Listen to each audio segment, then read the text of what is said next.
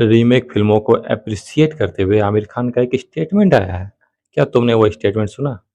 Remake फ़िल्मों को support करते हुए जो स्टेटमेंट आमिर खान ने दिया है, उसे वहाँ तो इंटरव्यूअर ने क्वेश्चन नहीं किया, पर बहुत क्वेश्चनेबल था वो। और क्या ही लेसन लॉजिक दिया है रीमेक फ़िल्मों को सपोर्ट करने के लिए। खुद भी सुनेंगे अपना स्टेटमेंट को तो उन्हें हँसी आएगी कि ऐसा कोई स्टेटमेंट उन्होंने दिया रीमेक फ़िल्मों के सपोर्ट में। शेक्सपियर वाला एग्ज़ाम्पल दिया। कैसे और इतने बेवकूफ़ी वाले एग्ज़ाम्पल कैसे दे सकते हो जब आप इतने ज़्यादा सिनेमा की नॉलेज रखते हो, आर्ट्स की नॉलेज रखते हो, तो आपको ही पता है कि आपका स्टेटमेंट कितना स्टूपिड है, पर आपने फिर भी वो स्टेटमेंट दिया। आखिर क्यों? क्यों दिया ये स्टेटमेंट? सिर्फ़ एक फ़िल्म को प्रमोट करने के लिए? इस फ़िल्म के तो लौड़े लग चुके हैं।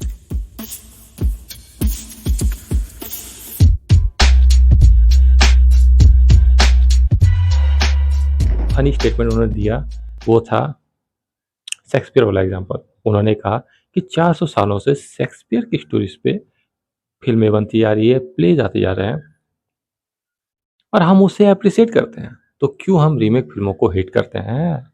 ये रीज़न दिया आपने। शेक्सपियर वाला रीज़न, इतना स्टूपिड रीज़न अपने रीमेक फ़िल्म को सपोर्ट करने के लिए। और आपको नहीं पता कि शेक्सपियर की कहानी पे जो फ़िल्में बन रही है, प्लेज़ बन रहे हैं और जो रीमेक बन रही है, इसमें क्या अंतर है? ये मुझे बताना पड़ेगा कि शेक्सपियर की कहानी और का एडॉप्टेशन और बुक का एडॉप्टेशन और रीमेक फ़िल्म बनाना में क्या अंतर होता है? फ्रेम बाय फ्रेम कॉपी करना और बुक को एडॉप्ट करने में क्या अंतर होता है? अब इस चीज़ पे बहस करेंगे, ये चीज़ सिखाना पड़ेगा, ये चीज़ बताना पड़ेगा कि ये दोनों में अंतर क्या है? बुक एडॉप्ट करना और कॉमिक बुक एडॉप्ट करना और रीमेक फ़िल्म करना और फ्रेम बाय फ्रेम उसे कॉपी पेस्ट करने में अंतर क्या होता है? अब ये चीज़ डिस्कशन करना पड़ेगा, ये चीज़ समझाना पड़ेगा, ये चीज़ को एक्सप्लेन करना पड़ेगा कि ओके, ये अलग है और ये अलग है, दोनों एक नहीं है।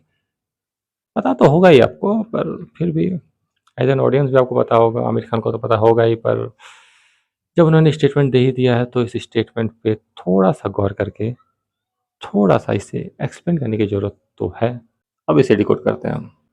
शेक्सपियर की वो कहानी एक कल्ट क्लासिक बन चुकी है, एक तो वो रीज़न है। दूसरी बात कि वो कोई फ़िल्म नहीं था, वो एक बुक था जिसको एडॉप्ट किया गया इन फ़िल्म्स में, सेम स्क्रीन प्ले और स्टोरी के साथ नहीं, अलग तरीक़ा से। ऐसा नहीं है कि आप कोई फ़िल्म देख रहे हो और फ़िल्म की फ्रेम को पॉज़ करके फ्रेम बाय फ्रेम उसे कॉपी कर रहे हो। वो कॉपी कहते हैं, उसे कहते हैं remaking, frame by frame copy कर रहे हैं। बुक एडॉप्ट करना और रीमेक करना दोनों ही अलग-अलग चीज़ें हैं। और दूसरी बात कि शेक्सपियर को हमेशा लोग इसलिए एडॉप्ट करते हैं क्योंकि शेक्सपियर की कहानियाँ काफ़ी अलग रही है और काफ़ी अब कल्ट क्लासिक बन चुकी है, तो वो आप उसे इस तरह से कंपेयर नहीं कर सकते। अब कोई रामायण पे फ़िल्म बना है, कोई महाभारत पे फ़िल्म बना है, तो वो अपना-अपना चीज़ें अपने तरीक़ा से उसे देखता है। पर वो नहीं कि आप उसे बोल दो, अरे आप रिलीजियस चीज़ों पे फ़िल्म बना रहे हो या इस पे फ़िल्म बना रहे हो, नहीं। वो उस तरह से उससे नहीं देखा जाता है। इसलिए ये जो लॉजिक है कि 400 साल से शेक्सपियर की कहानी पे प्लेज़ आते जा रहे हैं, फ़िल्म आती जा रही है, वो फ्रेम बाय फ्रेम कोई भी रीमेक नहीं करना चाहेगा और कोई पूरी जगह से शेक्सपियर की कहानी को फ्रेम बाय फ्रेम या पेज बाय पेज ही कॉपी कर रहा है और या किसी कहानी को फ्रेम बाय फ्रेम रीमेक कर रहा है, उसका पूरा लाइफ़ स्पान ही यही है, तब फिर वो प्रॉब्लम है कि वो इसी चीज़ पे अपना पूरा लाइफ़ बिता दिया है। अभी आप हैदर फ़िल्म देखो या मकबूल देखो, जो भी कहानियाँ देखो, वो कहानियों में उन्होंने पूरी तरह से शेक्सपियर को नहीं उठाया। उन्होंने अपना टेक लिया है, अपना एक मॉडर्न टेक लिया है और उसे अलग ही तरीक़े से, अलग ही वे में पोर्ट्रे करने की कोशिश की है और कंप्लीटली अलग है। उसका कहानी और इसकी कहानी में बहुत ज़्यादा अंतर है, बहुत ज़्यादा मॉडर्न तरीक़े से लिया गया है। वहीं लाल सिंह चड्ढा देख लो और फॉरेस्ट गम्प देख लो, उसकी कहानी में बहुत ज़्यादा अंतर नहीं दिखेगा, सिर्फ़ इंडियन टेक है, बाकी फ्रेम बाय फ्रेम सेम ही चीज़ करने की कोशिश की है। जिस तरह उसमें वो दौड़ता है, उसके टाँके खुलते हैं, जिस तरह से रनिंग का चीज़ दिखाया गया है, सब कुछ फ्रेम बाय फ्रेम ही दिखाया गया है। अभी जो फ़िल्म आ रही है सितारे ज़मीन पर, वो भी frame by frame champion movie की कॉपी ही दिख रही है, फ्रेम बाय फ्रेम, इसमें प्रॉब्लम है। और यही चीज़ उनके सेकंड स्टेटमेंट को ख़राब कर देता है, जहाँ वो कहते हैं कि मैंने जब रीमेक फ़िल्में की, तो मैंने उसमें अपना टेक दिया। मैंने उसे अपने तरीक़ा से दिखाया, अपने लेवल पे दिखाया, उसे कुछ अलग करने की कोशिश की। पर ऐसा कुछ है नहीं, Ghazni frame by frame copy था। इसमें आमिर खान ने ज़रूर टेक दिया, पूरा अपने तरीक़ा से चीज़ों को एज़ एन एक्टर दिखाया, पर बहुत ज़्यादा अंतर नहीं था।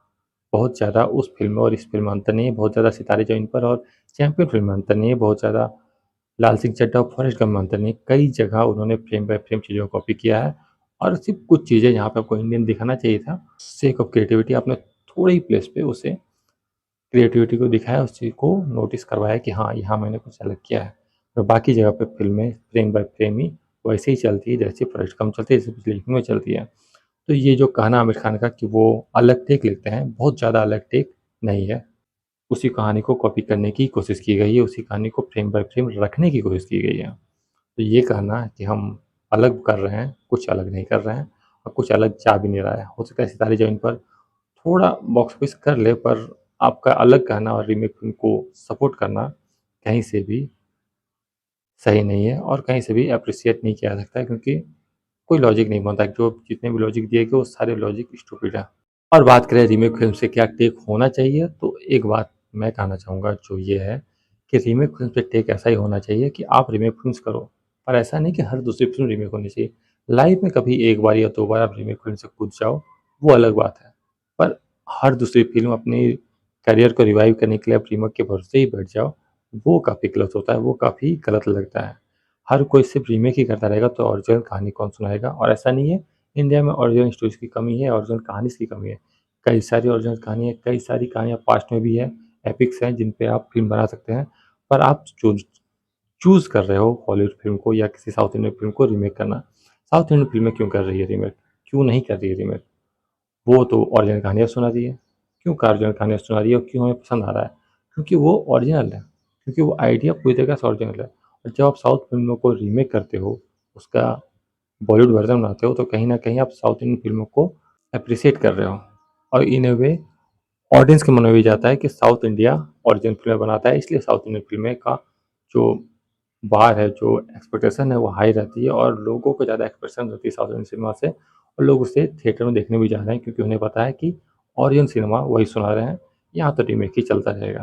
तो वो एक बैकलिस्ट देता है और वो बैकलिस्ट देगा, हमेशा देगा। ओरिजिनल कहानी हमेशा ओरिजिनल कहानी रहेगी और हर दूसरा फ़िल्म अगर आपका रीमेक है, तो आपको क्वेश्चन किया जाएगा नो मैटर व्हाट।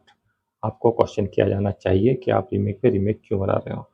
और इस पे आमिर खान ने एक और बात कहा था कि मुझे नहीं पता चला लाल सिंह चड्ढा को क्यों ना हेट दिया गया बिकॉज़ ऑफ रीमेक। उसे नहीं देना चाहिए, क्योंकि उन्हें नहीं लगता है कि वो ये डिज़र्व करते हैं। हो सकता है लाल सिंह चड्ढा को थोड़ा ज़्यादा हेट मिला, थोड़ा ज़्यादा बैकलैश मिला बिकॉज़ ऑफ रीमेक, क्योंकि उन्होंने एफर्ट बहुत मारा था। पर आप रीमेक करते जाओगे तो लोगों का बैकलैश आता रहेगा, सितारे ज़मीन पर भी आएगा और आगे भी रीमेक करोगे तो वो भी बैकलैश का सामना करेगा, क्योंकि रीमेक ऑडियंस एप्रिशिएट नहीं करने वाली। पहले ऑडियंस वैसी फ़िल्में देखती नहीं थी, पहले ऑडियंस को पता नहीं होता था कि ऐसी कोई फ़िल्म है, तो वो उन फ़िल्मों के बारे में जानती नहीं थी, इसलिए वो उन रीमेक्स को देख लेती थी, एप्रिशिएट कर लेती थी। अब ऑडियंस को इंटरनेशनल सिनेमा के बारे में पता है, जो रीमेक होती है उस फ़िल्म को डायरेक्ट वो देख सकते हैं और जो साउथ इंडियन फ़िल्म रीमेक हो रही है उससे भी वो डायरेक्ट देख सकते हैं। कई बार उसे उनके ओरिजिनल लैंग्वेज में देख रहे हैं।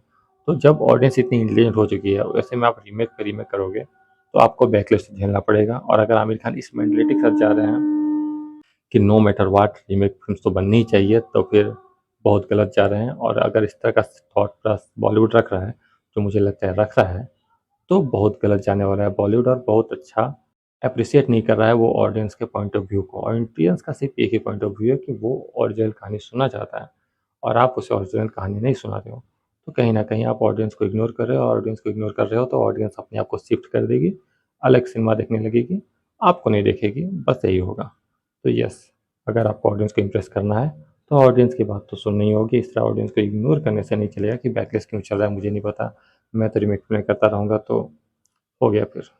आमिर खान का ये स्टेटमेंट काफ़ी काफ़ी बुरा लगा। एक्चुअली वो अगला फ़िल्म दादा साहब फाल्के बना रहे हैं, वो अच्छी खबर है, पर उनका स्टेटमेंट ये बता रहा है कि वो रीमेक फ़िल्म से दूर नहीं जाने वाले हैं। हो सकता है उनका प्रोडक्शन हाउस और रीमेक फ़िल्में बनाता रहे, जो बहुत अच्छा न्यूज़ नहीं है।